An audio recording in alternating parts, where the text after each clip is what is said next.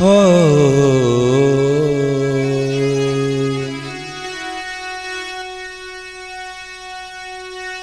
ओम ज्ञानी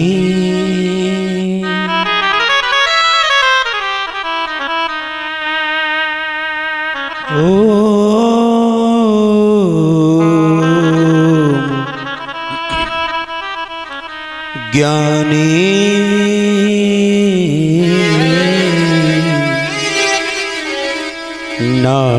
नामपि चेतांसि देवी भगवते सा वलादाकृष्य मोहाय महामाया प्रयच्छति दुर्गे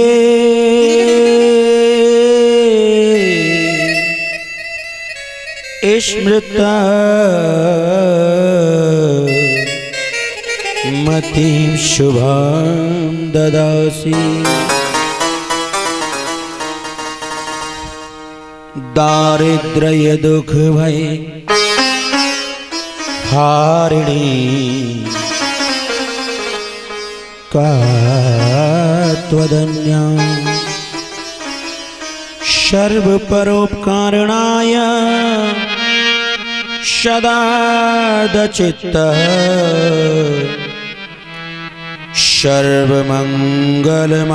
सर्वमंगलमांगल्ये शिवे सर्वार्थ साधिके शरण्ये त्र्यंबके गौरी नारायणी नमोस्तुते सर्वस्वरूपे सर्वेशे सर्वशक्ति समन्विते वही बित्राहे नौ देवी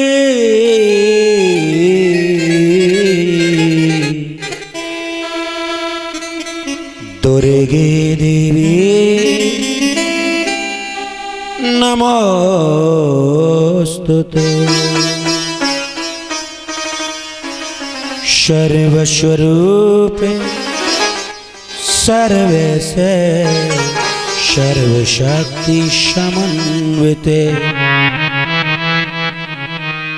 वये बित्राहे नौ देवी दुर्गे देवी नमोस्तुते रोगान् शेषान् पहंसि तुष्टः रुष्टात् कामान् सकलान् अभीष्टान् त्वामाश्रिता न विपन्नराणा त्वामाश्रिता हयाश्रयन्ता प्रयान्ति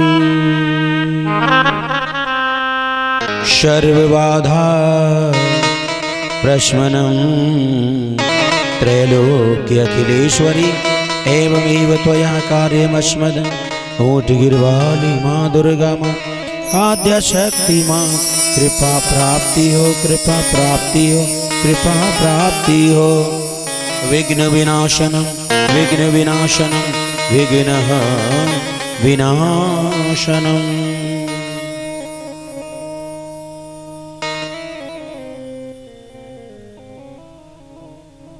वक्रतुंड महाकाय सूर्यकोटि समप्रभ निर्विघ्नं कुरु मे देव सर्वकार्येषु सर्वदा। गजाननं भूतगणाधिसेवितं कपित्थजम्बूफलचारुभक्षणम् उमासुतं शोकविनाशकारकं नमामि विघ्नेश्वरपादपङ्कजम्। गुरुर्ब्रह्मा गुरुर्विष्णु गुरुर्देवो महेश्वरः गुरुर्साक्षात् परब्रह्म तस्मै श्रीगुरवे नमः। ध्यानमूलं गुरुर्मूर्ति पूजामूलं गुरुर्पदम् मंत्रमूलं गुरुर्वाक्यं मोक्षमूलं गुरुर्कृपा। सच्चिदानन्दरूपाय विश्वोत्पत्त्यादिहेतवे तापत्रय विनाशाय श्रीकृष्णाय वयं नमः। श्रीकृष्णाय वयं नमः। श्रीकृष्णाय वयं नमः। श्रीकृष्णाय वयं नमः। जय जय जय गिरिराजधरण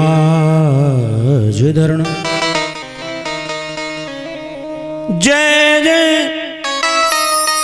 माखन चोर। एक बार चितलाय के मेरो चित्त धरो चित्त चोर। मेरो चित्त धरो चित्त चोर।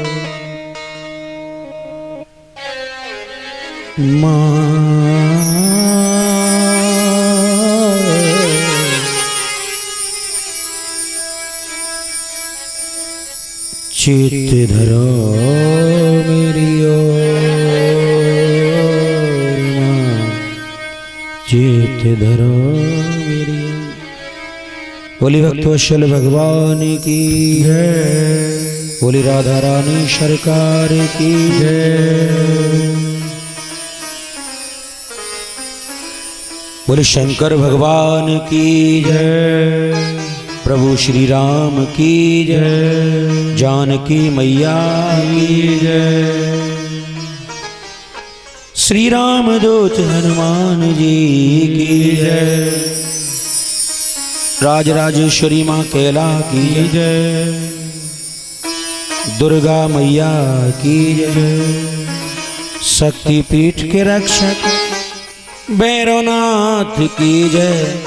जय जय श्री राधे जय जय श्री राधे जय जय श्री राधे श्याम।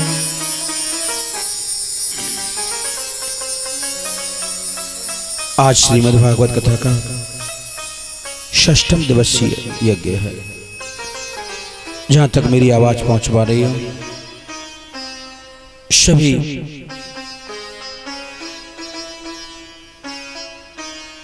भक्तगण, सभी कॉलोनीवासी, सभी क्षेत्रवासी, सभी माता बहन, पिता तुल्य बुजुर्ग, नौजवान भाई बंधु एवं बाल गोपाल श्रीमद् भागवत कथा रसपान हेतु आस्वादन रसास्वादन बहती ज्ञान गंगा में गोता लगाने हेतु मैं आद्य शक्ति पुत्र सभी क्षेत्रवासियों को, सभी कॉलोनी वासियों को, सभी माता बहनों को, पिता तुल्य बुजुर्गों को, नौजवान भाई बंधुओं को एवं बाल गोपालों को बांके बिहारी की ओर से श्रीमद् भागवत कथा आस्वादन रसास्वादन रसपान आत्म कल्याण हेतु बहती ज्ञान गंगा हेतु मैं सभी को बार बार सादर आमंत्रित करता हूं। आज बड़ी सुंदर लीला है।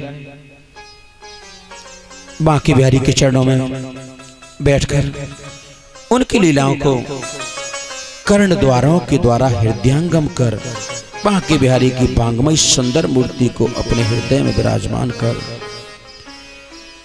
अपने जीवन को धन्य बनाए। एक एक दिवसीय यज्ञ होता है। भगवान श्री कृष्ण कहते हैं, अर्जुन, मनुष्य का किया जाने वाला प्रत्येक कर्म यज्ञ हो सकता है अगर वह प्रत्येक कर्म को यज्ञ समझकर करे, यज्ञ जानकर करे। अगर मनुष्य यज्ञ को भी यज्ञ समझकर ना करे तो वह मात्र एक कर्म ही रह जाता है, उस यज्ञ का कोई अर्थ नहीं होता। इसलिए ये ज्ञान यज्ञ है।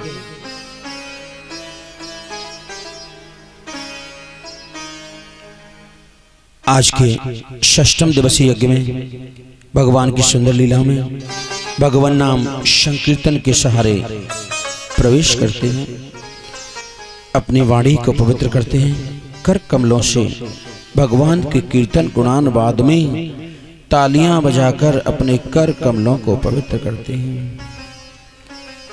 श्रीमद् भागवत भगवान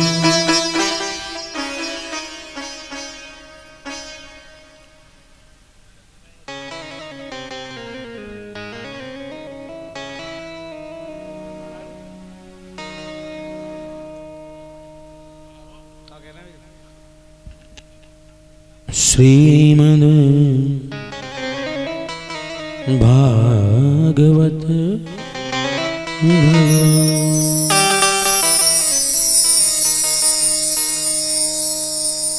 तन पवित्र सेवा कियो,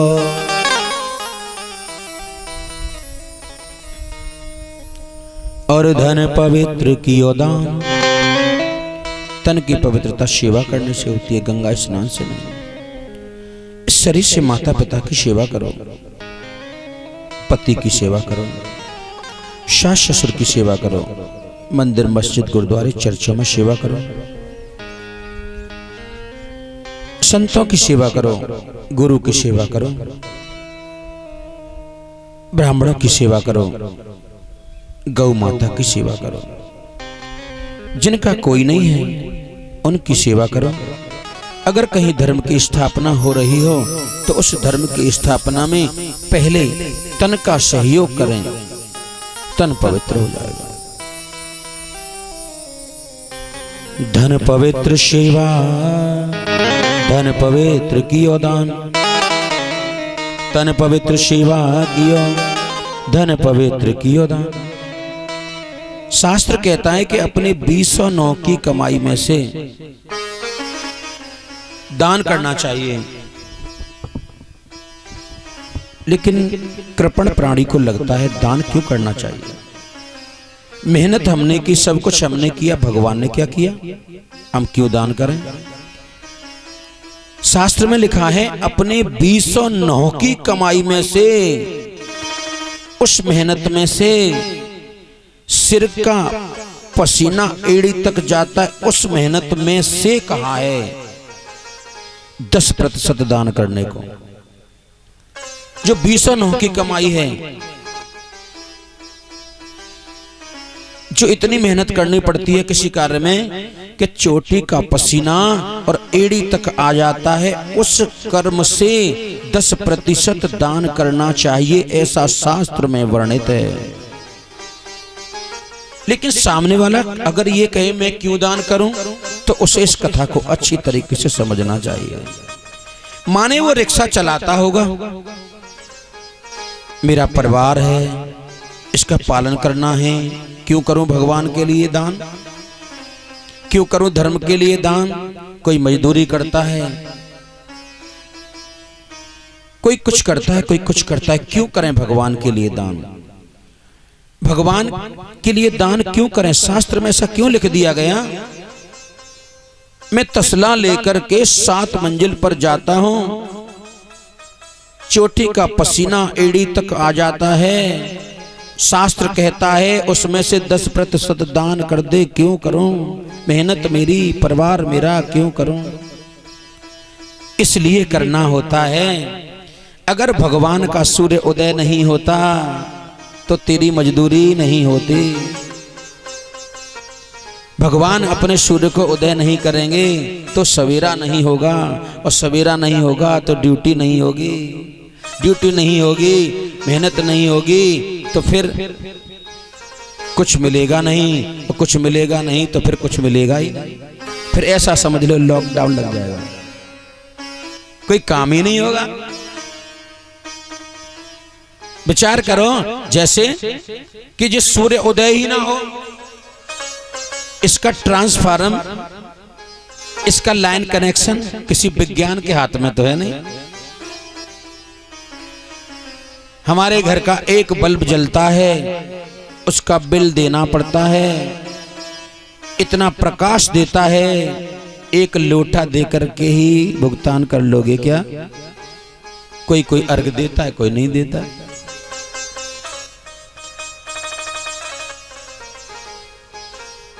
एक पंखा चलाने का बिल देना पड़ता है। भगवान बड़ी सुंदर सुंदर सुगंध वायु चलाते हैं, कभी कुछ मांगा?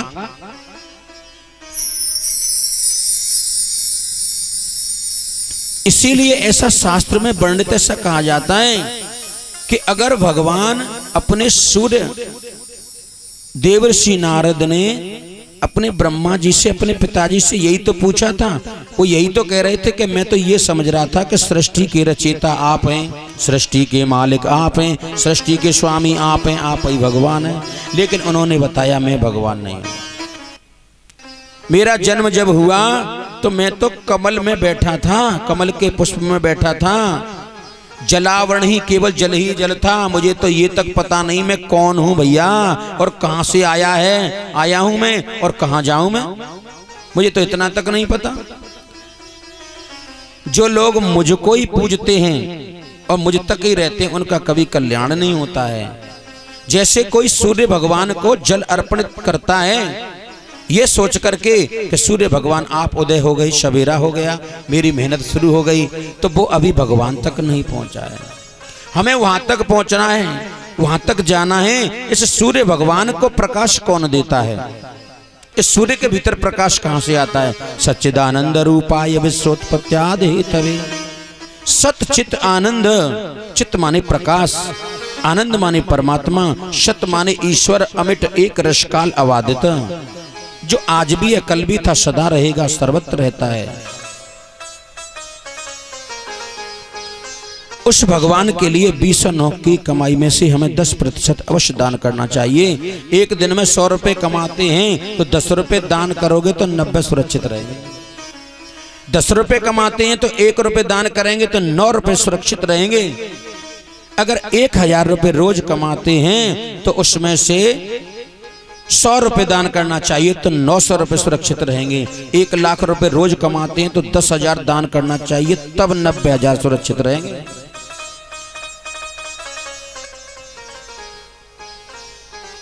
अगर हम ऐसा नहीं कर पाते हैं तो फिर ये आदि व्याधि घोर संकट कभी कुछ आता है। पता नहीं क्या बात है, पैसा तो बहुत कमाते हैं, रुकता नहीं। इलाज बताओ, लोगों से पूछते हैं, ये नहीं होता, वो नहीं होता, बताओ तो समझ में नहीं आता। शास्त्र में जो लिखा है उस पर कभी संदेह नहीं करना चाहिए। शास्त्र, संत और भगवान, इनकी वाणी कभी मिथ्या नहीं जाती।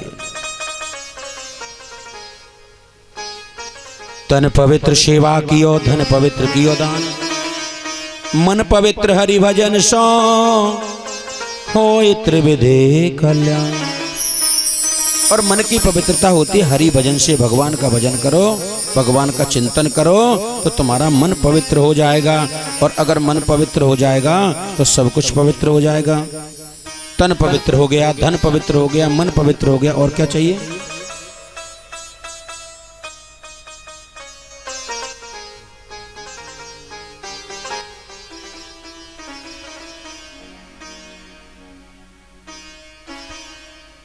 करार विंदेन पदार विंदम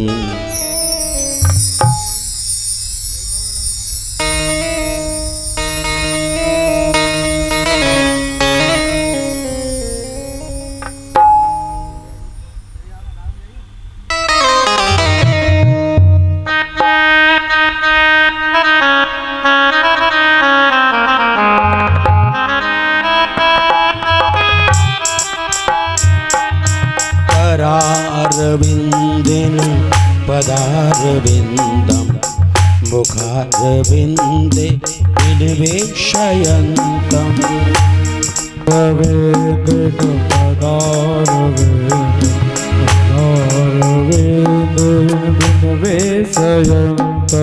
भटस्य पौत्रस्य पुटे शयानं बालं मुकुन्दं मनसा श्रमामि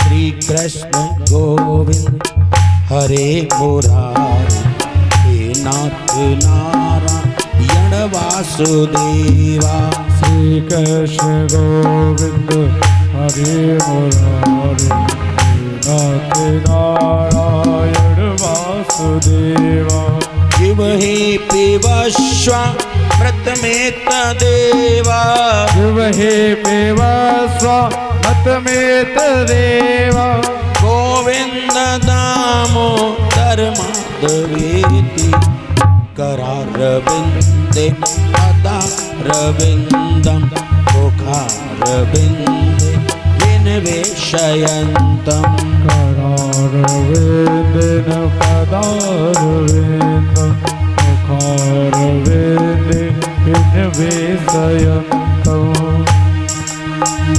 मीठी मीठी तालियों के साथ गुणागान करें भगवान का।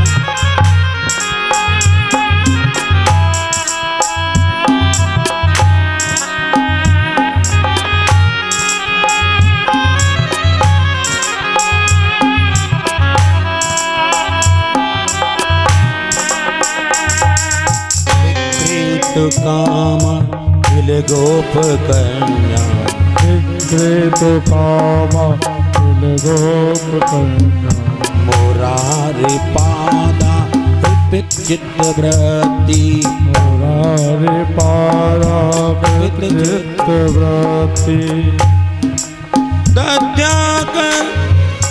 दद्यादिकम मोह मसाद बोचद दत्यादिकं मोहवतादवोतल गोविंद दामोदर माधवेति गोविंद दामोदर माधवेति गोविंद दामोदर माधवेति गोविंद दामोदर माधवेति गोविंद दामोदर माधवेति करारविन्दे पदारविन्दं मुखारविन्दे विनिवेशयन्तं करारविन्देन मुखारविन्दे विनिवेशयन्तम्।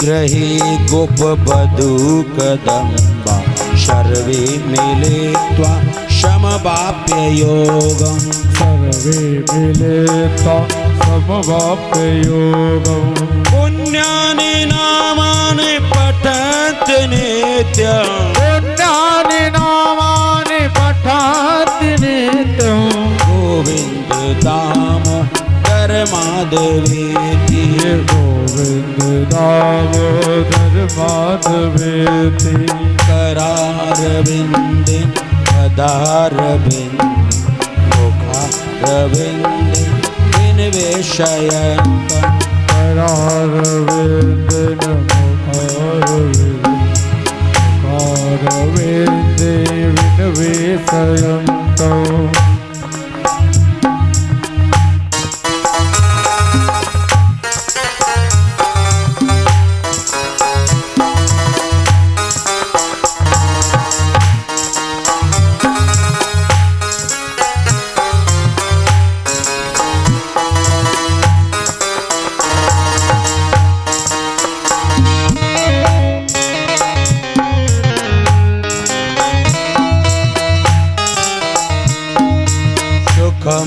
शयाना निलये निजेति नामानि विष्णु प्रवदन्ति मर्त्या नामानि विष्णु प्रवदन्ति मर्त्या ते निश्चितं तन्मयताय व्रजन्ति ते निश्चितं तन्मयतां व्रजन्ति गोविन्द दामोदर माधवेति गोविन्द दामोदर माधवेति करारविन्दे पदारविन्दं मुखारविन्दे विनिवेशयन्तं करारविन्देन पदारविन्दं मुखारविन्दे विनिवेशयन्ताम्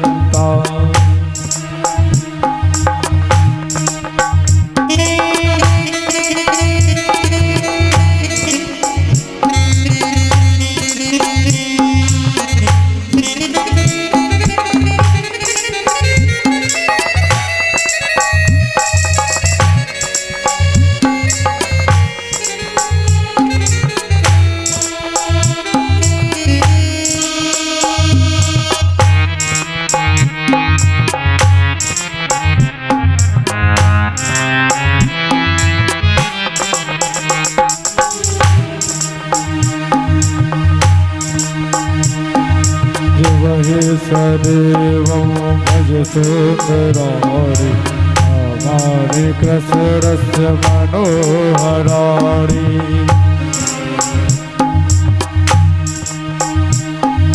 शिव हि सदैवं भज सुन्दराणि नामानि कृष्णस्य मनोहराणि नामानि कृष्णस्य मनोहराणि समस्त भक्तार्थ विनाशनानि समस्त भक्तार्थ विनाशनानि गोविन्द दामोदर माधवेति गोविन्द दामोदर माधवेति करारविन्देन पदारविन्दं मुखारविन्दे विनिवेशयन्तं मुखारविन्दे विनिवेशयन्ताम् मुखारविन्दे विनिवेशयन्ताम् सुखावसानि इदमेव सारं सुखावसानि इदमेव गेयम् सुखावसाने इदमेव यज्ञम् दुःखावसाने इदमेव यज्ञम् देहावसाने इदमेव गेयम् देहावसाने इदमेव जाप्यम् गोविन्द दामोदर माधवेति गोविन्द दामोदर माधवेति करारविन्देन पदारविन्द मुखारविन्द विनिवेशयन्तं मुखारविन्दे विनिवेशयन्तम् मुखारविन्दे विनिवेशयन्तम्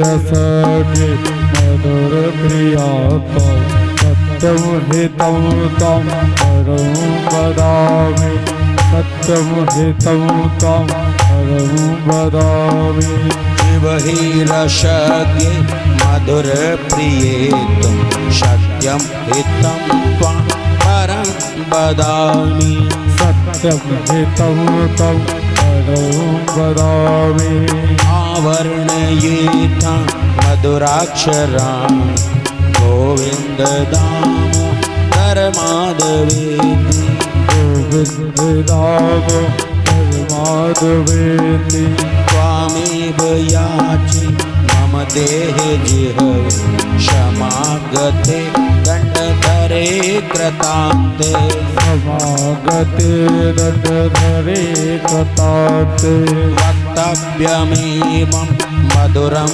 शुभज्ञा गोविन्द दामोदर माधवेति गोविंद दामोदर माधवेति श्री कृष्ण राधा वर गोकुलेश गोपाल गोवर्धननाथ विष्णु गोपाल गोवर्धननाथ विष्णु जिवहि पिबश्वामृतमेतदे गोविन्द दामोदर माधवेति गोविंद दामोदर माधवेति करारविन्देन पदारविन्दं मुखारविन्दे विनिवेशयन्तं करारविन्देन पदारविन्दे मुखारविन्दे विनिवेशयन्तं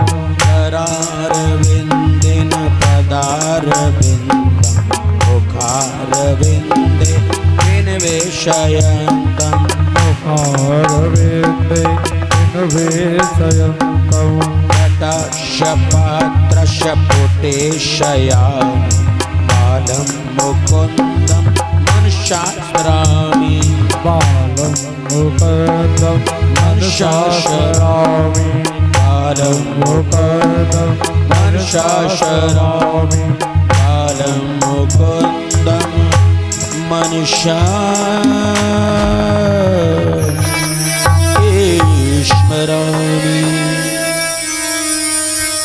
बोले भक्तवत्सल भगवान की जय। गोवर्धने धृते शैल आशारद रचिते ब्रजे गोलोकादा ब्रजत कृष्णं सुरभिशक्र एव च।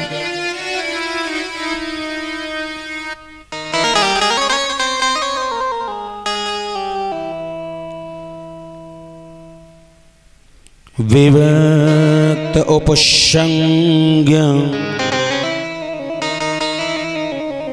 व्रीडित कृत हेलन स्पर्श पादयोरिनं किरीटेनार्क वर्चसा। जब भगवान श्री कृष्ण ने गिरिराज गोवर्धन को धारण करके मूसलाधार वर्षा से ब्रज को बचा लिया, तब उनके पास गोलोक से कामधेनु गौ माता बधाई देने के लिए आई।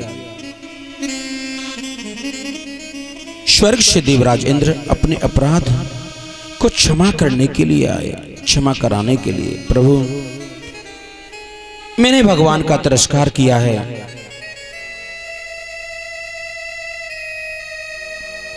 मैंने भक्तों के श्रद्धा और भावना को ठेस पहुंचाई है। मैं अपने पद से भ्रष्ट हो गया था, मैं अपने पद से च्युत वंचित हो गया था। प्रभु, आप मुझे क्षमा कर दीजिए।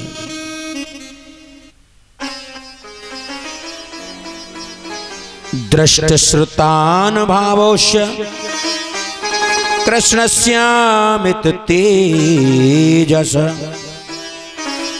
नष्ट त्रिलोकेश मद इंद्र आह कृतांजलि। इंद्र देवता हाथ जोड़ के खड़े हो गए। हे गोविंद, माधव, केशव, आप मुझे क्षमा कर दीजिए। आप तो शांत, ज्ञानमय, रजोगुण तथा तमोगुण से भी रहित विशुद्ध अप्राकृत सत्वमय हैं। प्रभु, क्रोध करना तो उस प्राणी का कार्य है। क्रोध उसे करना चाहिए जिसे विवेक नहीं होता है। आप तो जगत के स्वामी हैं, अखिल ब्रह्मांड के स्वामी हैं। अपना क्रोध त्याग दीजिए।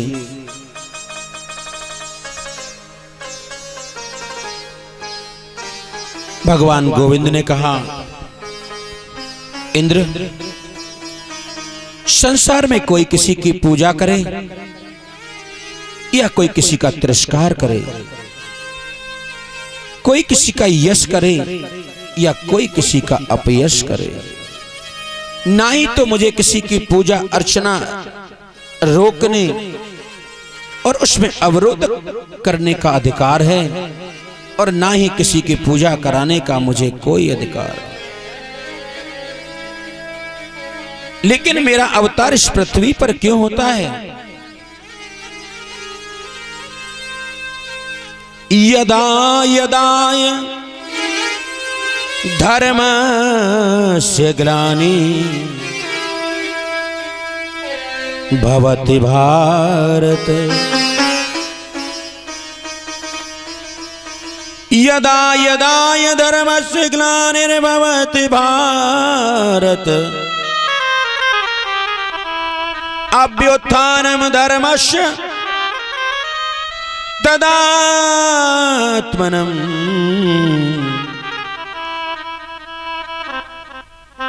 सृजाम्यहम्। परित्राणाय साधूनां च विनाशाय दुष्कृतां धर्म संस्थापनार्थाय संभवामि युगे युगे। यदा यदा धर्मस्य ग्लानिर्भवति भारत अभ्युत्थानं धर्मस्य तदात्मनं सृजाम्यहम्। परित्राणाय साधूनां च विनाशाय दुष्कृतां धर्म संस्थापनार्थाय संभवामि युगे युगे। जब जब इस पृथ्वी पर यदा यदा तब तब धर्म की हानि होती है, कोई धर्म को क्षति पहुंचाता है, कोई पदभ्रष्ट हो जाता है, कोई बेईमान हो जाता है, ईमान को छोड़ करके पदभ्रष्ट हो जाता है, बेईमान हो जाता है, उसका कोई ईमान, उसका कोई धर्म, उसका कोई कर्म नहीं होता, उसको जैसा अच्छा लगता है, जैसा स्वभाव बन जाता है, मन के इच्छा अनुसार जो कर्म करता है उसे दंड देने के लिए और उसे समाप्त करने के लिए मेरा अवतार होता है। जब सृष्टि की रचना की तो इंद्र का कर्म और धर्म ये था, जब चतुर्मास होगा, 4 महीने की वर्षा ऋतु में इंद्र का धर्म है उसे 4 महीने तक वर्षा, मेघों को आदेश देना, 4 महीने तक वर्षा होगी, ये इंद्र के अधिकार में है और इंद्र का ये कर्म और धर्म बनता है। अगर इंद्र ये कहे कि मैं जल बरसाऊंगा, जल तो बरसाऊंगा लेकिन तब बरसाऊंगा ये लोग मेरे लिए यज्ञ करें, मेरी पूजा करें। कल सूर्य भी कहेगा कि लोग मुझे, सांसारिक प्राणी मुझे अर्घ देगा तो मैं प्रकाश दूंगा, नहीं तो मैं नहीं दूंगा। कल चंद्रमा भी कहेगा अगर मुझे ये प्रणाम करेंगे तो शीतलता दूंगा, नहीं तो मैं नहीं दूंगा। कल पवन देव कहेंगे ये हमारी पूजा करेंगे तो ठंडी ठंडी हवा वायु देंगे, नहीं तो नहीं देंगे। कल अग्निदेव कहेंगे कि अगर ये मेरी पूजा करेंगे तो ठीक है, नहीं तो इनके चूल्हे और गैस में हम प्रकट ही नहीं होंगे, भोजन बना लो। फिर कैसे बात बनेगी? सब पद भ्रष्ट हो जाएंगे। तुम अपने धर्म को भूल गए थे, जो अपने धर्म को भूल जाता है उसे धर्म पर लाने के लिए, उसे उसके धर्म पर लाने के लिए मेरा अवतार होता है, ऐसा भगवान ने कहा।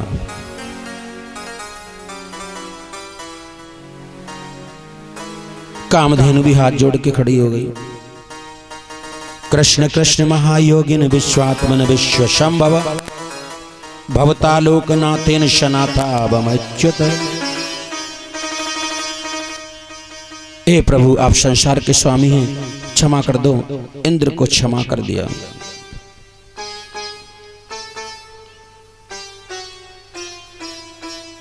एक दिन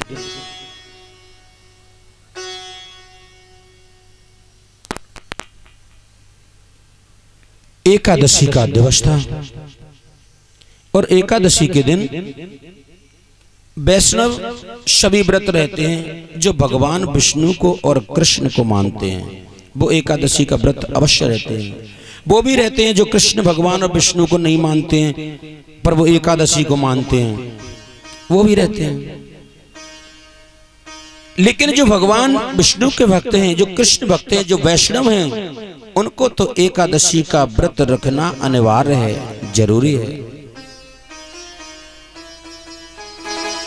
एक दिन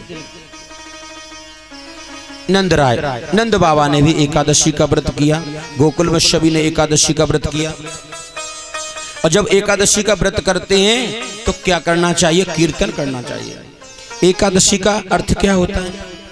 एकादशी का अर्थ ये नहीं होता है कि बढ़िया सुंदर सुंदर फल मंगाओ, बढ़िया खीर बनाओ और फिर आराम से बैठ के खूब खाओ, फिर सो जाओ।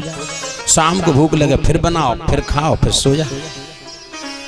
इसलिए नहीं होता है। व्रत का अर्थ होता है संकल्प। जैसे जल, पानी, वाटर, नीर, ये एक ही वस्तु का, एक ही पदार्थ का नाम है, एक ही तत्व का नाम है ये। लेकिन इसको चार भाषा में लोग पुकारते हैं। कोई इसको पानी कहता है, कोई इसको जल कहता है, कोई इसको वाटर कहता है, कोई इसको नीर कहता है। ऐसे ही व्रत को कई भाषा में लोग जानते हैं। कुछ लोग तो ये समझते हैं व्रत का अर्थ होता है जैसे सोमवार आएगा व्रत रहना पड़ेगा और भगवान शंकर को स्नान कराओ, अभिषेक करो और उसके बाद खाओ पियो।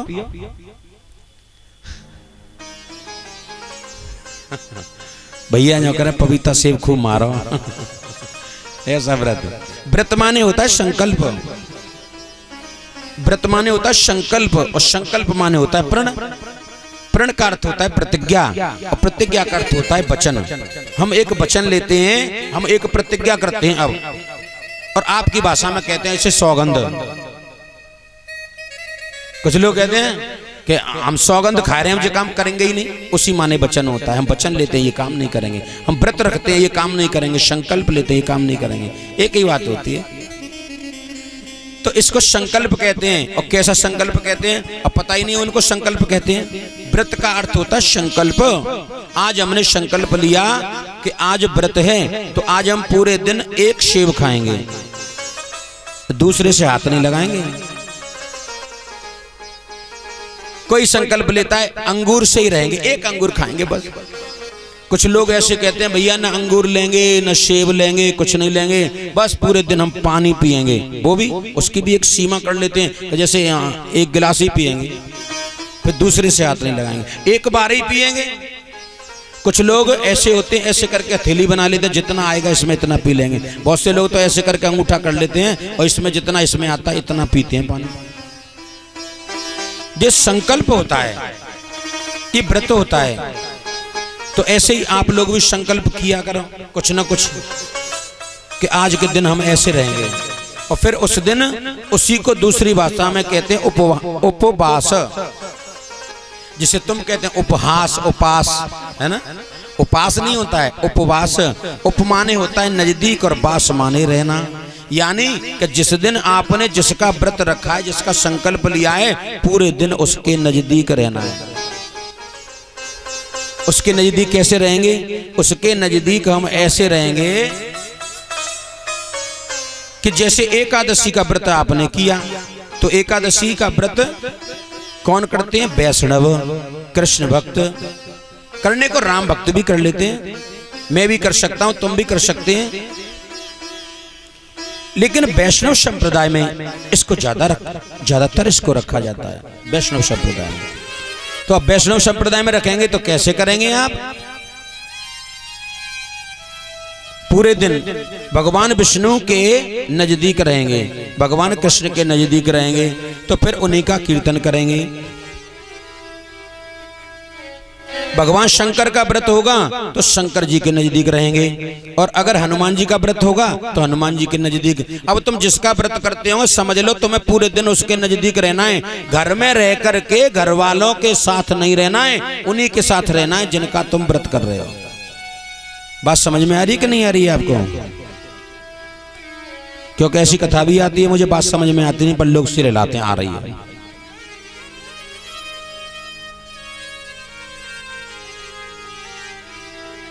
दो मित्र थे, एक सुनता ही नहीं था। उससे कहते तुम सुनते नहीं हो अब? तो वो कहता नहीं, ध्यान नहीं दिया, सुनते तो खूब हैं। क्या कहते हैं बताएं? कौन कह रहा था हम नहीं सुनते? नहीं साहब, हम खूब सुनते पर हमने ध्यान नहीं दिया था। और सुनते नहीं है वो। अब वो किसी को बताना भी नहीं चाहते कि हम सुनते नहीं है ना? ऐसा स्वभाव, अपनी कमी कोई बताता है क्या? और वो बिल्कुल नहीं सुनते हैं। और उनसे कहो अरे आपने सुना? तो वो कह हमने ध्यान नहीं दिया, सुनते तो खूब हैं। दो लोगों में मित्रता हो गई, बिल्कुल नहीं सुनता। और एक आदमी ऐसा बिल्कुल चुप ही नहीं होता, जो नहीं सुनता, बीमार पड़ गया। उसका मित्र उसके पास पहुंच गया और जाकर के क्या बोला उससे पता है? भैया मैंने सुना है तुम बीमार पड़ गए हो, और कैसी तबीयत है तुम्हारी? ठीक ठाक हो तुम? हैं? कहाँ का इलाज चल रहा है? वो आदमी क्रोध में आया। वैसे तो रोज मित्रता करता था, हैं? तब बैठते थे एक ही जगह पे, और अब बीमार पड़ गया तो अब नहीं आता है। तो उसको गुस्सा आ रहा था। उसने पूछा किसका इलाज चल रहा है? उसने गुस्से में कह दिया यमराज का इलाज चल रहा है। अब वो तो सुनता ही नहीं है, तो उसने जो कह दिया अच्छा अच्छे डॉक्टर हैं ये। अब वो बता नहीं रहा है कि मैंने सुना नहीं है तुम जो कह रहे हो। कहते अच्छे डॉक्टर हैं ये, बहुतों का इलाज किया है, तुम्हारा भी निश्चित कर देंगे। उसे और गुस्सा आ गया, खींच गया बुरी तरीके से।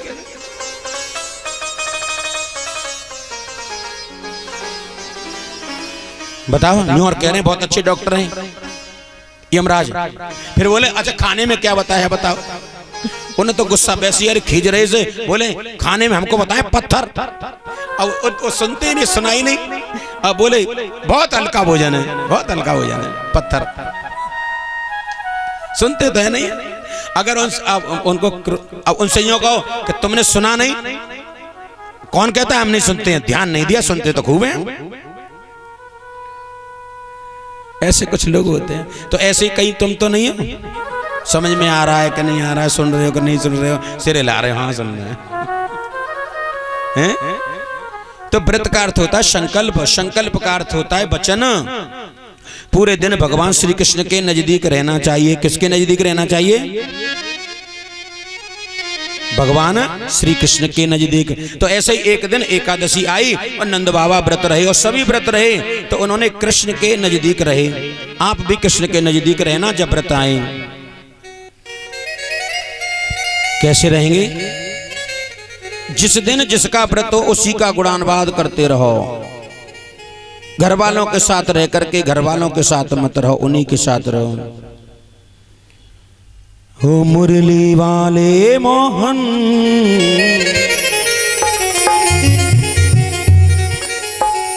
ओ मुरली वाले मोहन,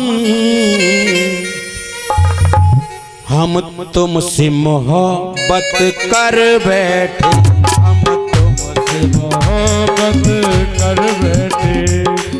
ओ मुरली वाले